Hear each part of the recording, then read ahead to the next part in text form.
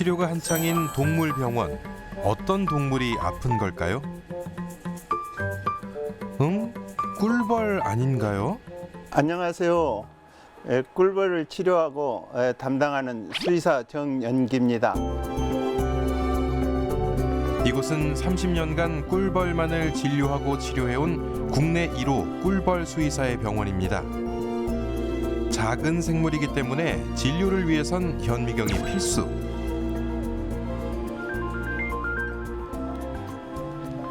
네, 박 선생님이세요. 네. 꿀벌에 뭐 문제가 있다고요? 지금 출발할게요. 선생님 어디 가시는 거예요? 네, 계룡에 벌 키우시는 분이 좀 아달락해서 그쪽에 가고자 출발합니다. 꿀벌 진료는 대부분 왕진으로 이루어집니다. 모든 답은 현장에 있다고 하죠.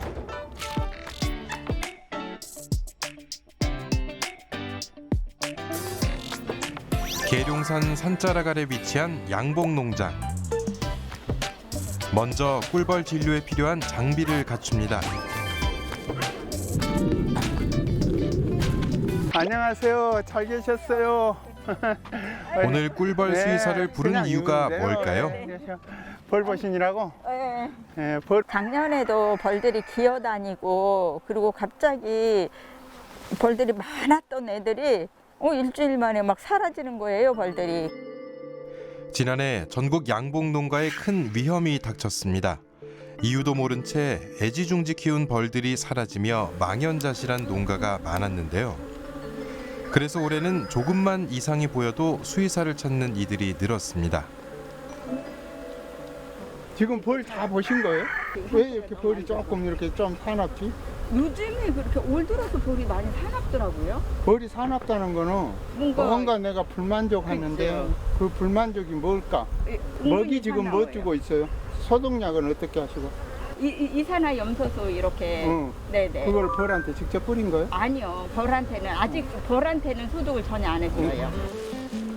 문진이 끝나면 수의사의 발길이 바빠집니다. 벌통 주변을 살피고 벌통을 꺼내보는데요.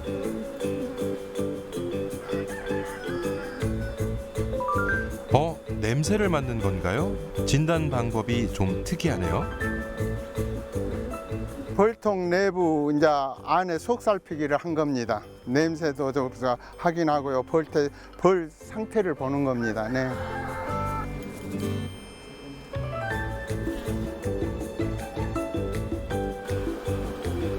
벌통을 꼼꼼하게 살피더니 꺼내든 건 귀개입니다. 저한테는 이제 보든 보면 기계인데 저한테는 의료기구죠. 이 의료가 벌 방에요 있는 가건물을 채취하기 위해서 기계를 꺼낸 겁니다. 애벌레가 자라는 방을 살피는 것은 꿀벌 진료의 기본.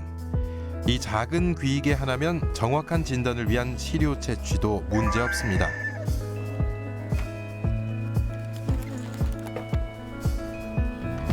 이렇게 작은 꿀벌이 걸릴 수 있는 질병이 다양하다는 사실 아시나요? 꿀벌 질병이 36가지가 있어요. 그런데 우선 세계유전 질병에서는 부저가 있고요. 미국 부저, 유럽 부저 이렇게 해서 6가지가 있고요. 또 진균성이요. 곰팡이에서 일어나는 게 백무병이 있고 석고병이 있고요. 꿀벌은 무리 생활을 하기 때문에 질병이 한 번 발병하면 큰 피해로 이어질 수 있습니다. 그래서 더욱 전문적인 진단이 필요한데요.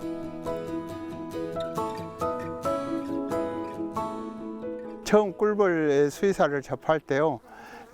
꿀벌의 수의사가 꼭 필요한가? 그렇게 생각을 했었죠. 그리고 생뚱맞고 생소하게 생각했었는데요. 그래서 처음에는 모두 궁금해하고 벌을 키워봤니? 벌에 대해서 얼마만큼 아는지 이런 게 가지고 묻고 했었어요. 근데 이제 시간이 가면서 이제 수의사가 필요한 걸 알게 됐습니다. 이제는 정연기 수의사에게 도움을 요청하는 연락이 전국에서 오고 있는데요. 덕분에 휴일 밤낮 없이 왕진을 나가고 있습니다. 우리가 감기 걸렸어도 처음에 바로 잡으면 더 많은 병으로 이렇게 나아가는 것을 우리가 예방할 수 있는 것처럼 수의사 선생님 계셔서 바로 진단받아서 처방하고 나아가면 훨씬 그게 좋잖아요. 그래서 반드시 필요한 분이다라고 생각을 해요. 예사롭지 않은 눈빛으로 벌집을 살피는 수의사. 뭔가 단서를 찾았나요? 여왕벌 유무를 본 겁니다. 여왕벌이 있는지 없는지. 만약 여왕벌이 없다면 그 벌통은 이제 문제가 있는 거잖아요. 그리고 또 여왕벌이 있는데 산란이 잘 나가는지 안 나가는지 이런 걸 봅니다. 여기 여왕벌이 잘 있는 걸 보니 이 벌통은 문제가 없는 것 같죠?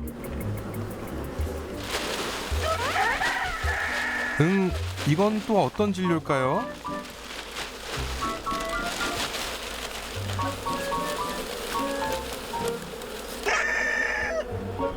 박사님 덮어보세요.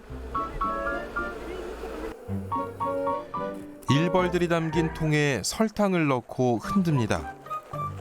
벌 몸에 만약에 진드기가 있다 합시다. 그러면 떨어져요.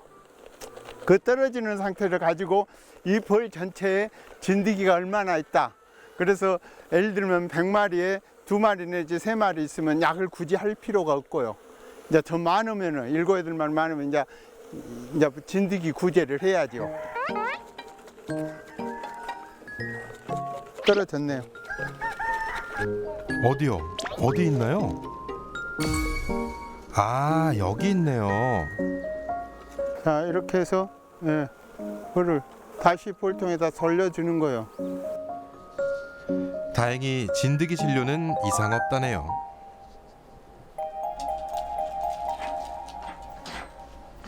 꿀벌들의 건강 검진 쉽게 끝나지 않습니다.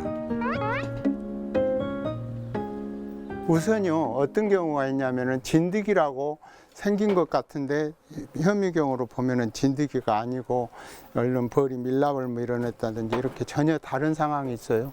육안으로 봐서는 판명이 혼동할 수 있는 게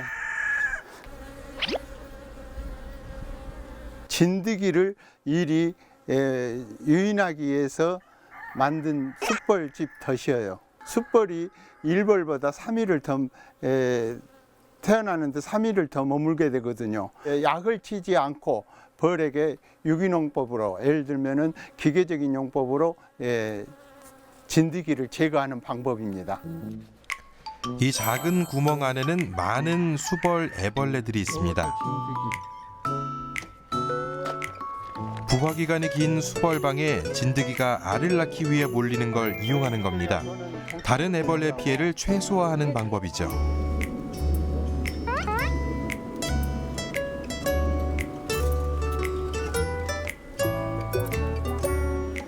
벌통 주변에 겨다니거나 마비된 벌이 있기에 그걸 실험실 검사하기 위해서 채취했습니다.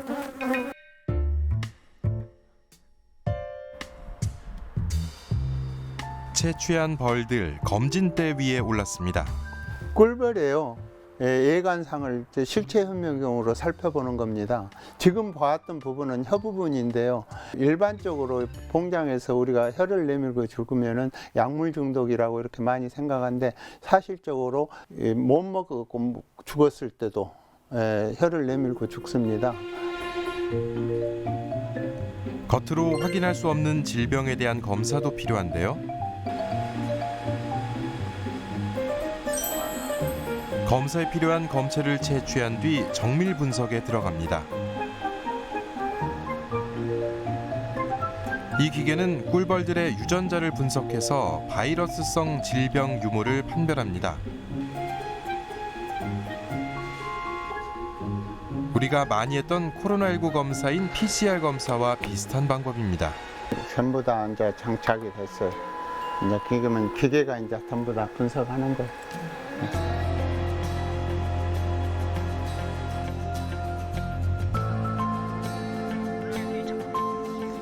거침없이 진단 결과를 적어 내려가는데요. 박사님 안녕하세요. 검사 결과 나왔는데요. 봉장 관리 잘하고 계시네요. 그런데요, 앞으로 또 프로폴리스 꽃가루 채취를 좀 자제해 주셨으면 좋겠어요. 네, 감사합니다. 안심하고 올해 벌 잘 키우겠습니다. 정말 감사합니다.